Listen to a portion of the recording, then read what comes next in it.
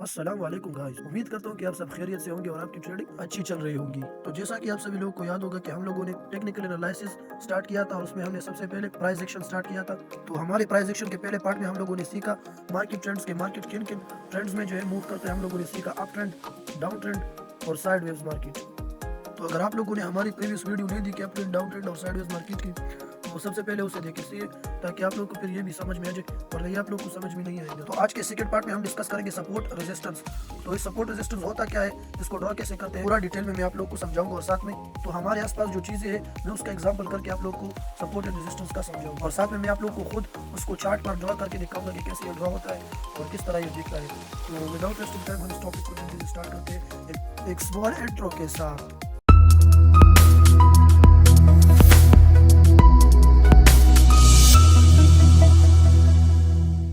तो चलिए स्टार्ट करते हैं सपोर्ट से।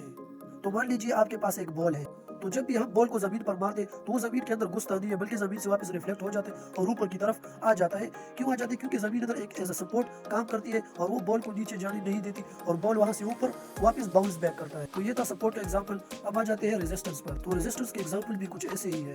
तो अब जब हम उसी बॉल को छत की तरफ फेंकते तो वो छत को क्रॉस कर नहीं पाता, वो छत से ऊपर नहीं जा पाता, बल्कि छत से टकरा कर वो वापस नीचे की तरफ बाउंस बैक करता है। क्यों करता है? क्योंकि छत एज अ रेजिस्टेंस उधर काम करता है। तो उम्मीद है कि आप लोग को सपोर्ट रेजिस्टेंस इस बॉल की एग्जांपल से बहुत ही सिंपल और इजी वर्ड्स में समझ आया होगा। तो चलिए अब हम इसको देखते हैं कि ट्रेडिंग में कैसे काम करता है। और मैं अभी फिजिकल स्क्रीन रिकॉर्डिंग से चार्ट के अंदर मैं आप लोग को सपोर्ट रेजिस्टेंस समझाता हूँ। तो अगर आप यहाँ तक वीडियो देख रहे हैं तो इसका मतलब है कि आप लोग को वीडियो में मजा आ रहा है। अगर इस वीडियो से आप लोग को थोड़ा सा भी वीडियो मिल रहा है तो हमारे इस चैनल को सब्सक्राइब करें और साथ में बेल आइकन दबाएं ताकि आप लोगों से लेटेस्ट टॉपिक मिस ना हो जाए। तो चलते हैं अब हम ट्रेडिंग चार्ट पर। तो आ चुके हैं हम चार्ट पर और यहाँ पर मैं आप लोग को दिखाऊंगा कि ट्रेडिंग में सपोर्ट रेजिस्टेंस कैसे काम करता है। तो शुरू करते हैं। तो देखो जब भी मार्केट ऐसे आए और फिर ऐसे ऊपर जाए, फिर नीचे आए, फिर ऊपर जाए, फिर नीचे आए, फिर ऊपर जाए, तो ये ऐसा क्यों हो रहा है? देखो जब जब भी मार्केट जो है ऊपर से नीचे आ रहा है तो उसी जगह पर जो है हम लोग एक लाइन ड्रॉ करते हैं और इसको हम नाम देते हैं रेजिस्टेंस। ओके, तो इसको हम नाम देते हैं रेजिस्टेंस। सही है। और नीचे से देखो प्राइस, वो जैसे बॉल की एग्जांपल हम लोगों ने ली ना, तो ये सपोर्ट इसको नीचे नहीं जाने दे रहा। सही है, बल्कि मार्केट सपोर्ट और रेजिस्टेंस के बीच में चल रही है, यानी रेजिस्टेंस उसको नीचे की तरफ धकेलता है और सपोर्ट जो है वो ऊपर की तरफ उसे धकेलता है। तो उम्मीद है कि आप लोग को समझ में आ रहा होगा। तो इसमें अब होता है तो अब ये सपोर्ट रेजिस्टेंस जो है ये सिर्फ साइड वेव्स मार्केट में काम नहीं करती है, जो मैंने आप लोग को भी समझा। ये तो साइड वेव्स के लिए था। अब ट्रेंड में कैसे सपोर्ट रेजिस्टेंस काम करता है, देखो मार्केट जो है वो ऐसे जाता है, देखो ऐसे जब वो अब जाता है तो वो ऐसे जाता है। सही है। तो देखो उसमें जो है आप देख सकते हैं, अगर हम इधर से लाइन खींचे इस तरह अगर हम लाइन खींचे ना, तो ऊपर ये जो है एज अ रेजिस्टेंस ये काम करता है। ये जो नीचे एरिया है ये एज अ सपोर्ट काम करता है। देखो मार्केट इससे नीचे इस तरह जिसको जाने नहीं देता। सही है। तो इसी तरह आप बात करते हैं कि डाउन ट्रेंड में सपोर्ट रेजिस्टेंस कैसे काम करता है और ये सपोर्ट रेजिस्टेंस किस लॉजिक पर काम करते हैं, ये लॉजिक भी मैं आपको अभी बताने जा रहा हूँ। तो इसी तरह जब मार्केट नीचे आता है, डाउन ट्रेंड में आता है, तो वो सपोर्ट रेजिस्टेंस बनाकर नीचे आता है। तो आप देख सकते हैं कि ऊपर लाइन से मार्केट नीचे आ रहा है और नीचे सपोर्ट लाइन से मार्केट ऊपर जा रहा है। तो अब मैं इसके पीछे रियल लॉजिक आप लोग को समझाता हूँ कि क्यों सपोर्ट से मार्केट ऊपर जाता है मार्केट में, ट्रेडिंग मार्केट में, और रेजिस्टेंस से मार्केट नीचे आता है। तो असल में सपोर्ट पर बायर बैठा होता है। तो मार्केट क्या होता है, मार्केट जो है सप्लाई डिमांड पर चलता है।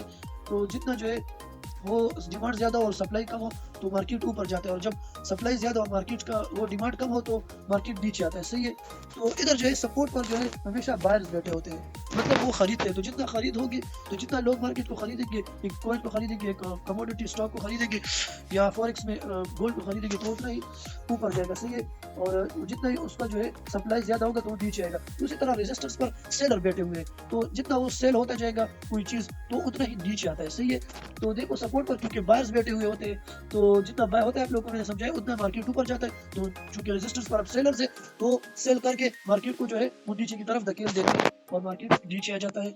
अब देखो सपोर्ट पर जो है ना लोग चीज बाय करते हैं, तो वो रेजिस्टेंस जब जब भी पिछली दफा मार्केट में रेजिस्टेंस होता है तो उधर तक लोग उसको फिर सेल करते हैं। क्यों? वो लोग इधर देखो, इधर वो लोग खरीद लेते हैं और ऊपर जाके इधर रेजिस्टेंस पर वो लोग बेच देते हैं अपना प्रॉफिट, अपना मुनाफा करके। सही है।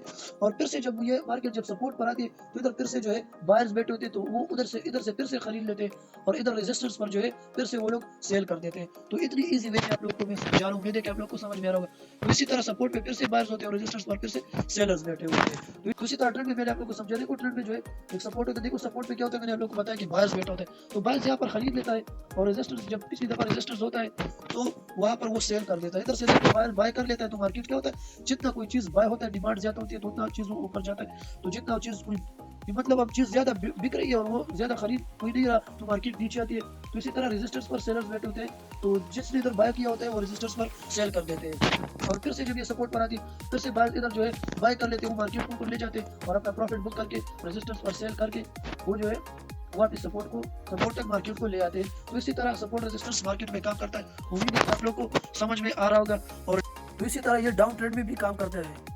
तो अब चलते हैं चार्ट पर, और मैं आप लोगों को दिखाता हूँ कि आप लोगों ने इसको ट्रेंडिंग चार्ट पर कैसे ढूंढना है, सपोर्ट एंड रेजिस्टेंस, और इसको कैसे परफेक्ट तरीके से ड्रॉ करना है। ये आप देख सकते हैं। देखो अगर हम इधर से हॉरिजॉन्टल लाइन से ड्रॉ करते हैं, तो आप देख सकते हैं कि इधर जो है रेजिस्टेंस भी है और साथ में जो है इधर देखो सपोर्ट भी है। क्या हो रहा है देखो, मैं आप लोगों को समझा, देखो सपोर्ट से देखो लोगों ने बाय किया, सी मार्केट को ऊपर ले गए, फिर से इसी हॉरिजॉन्टल लाइन से रेजिस्टेंस से मार्केट नीचे आया, फिर ऊपर चला गया, फिर नीचे आया।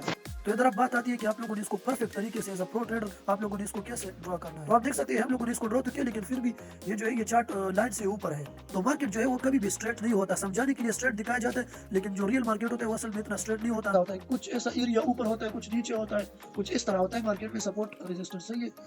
अब आप लोगों ने इसको परफेक्ट तरीके से कैसे ड्रॉ करना है ताकि कोई कंफ्यूजन ना हो। आप लोगों ने ट्रेडिंग व्यू में रेक्टेंगल को सेलेक्ट करने से ये हॉरिजॉन्टल लाइन से थोड़ा सा मसला बन सके। तो अगर आपने इसको परफेक्ट तरीके से ड्रॉ करना है, तो ट्रेडिंग व्यू में अब आप लोगों ने हॉरिजॉन्टल लाइन की जगह रेक्टेंगल सेलेक्ट कर लेना है। इधर रेक्टेंगल से इसको लेंगे, सही आप देख सकते हैं।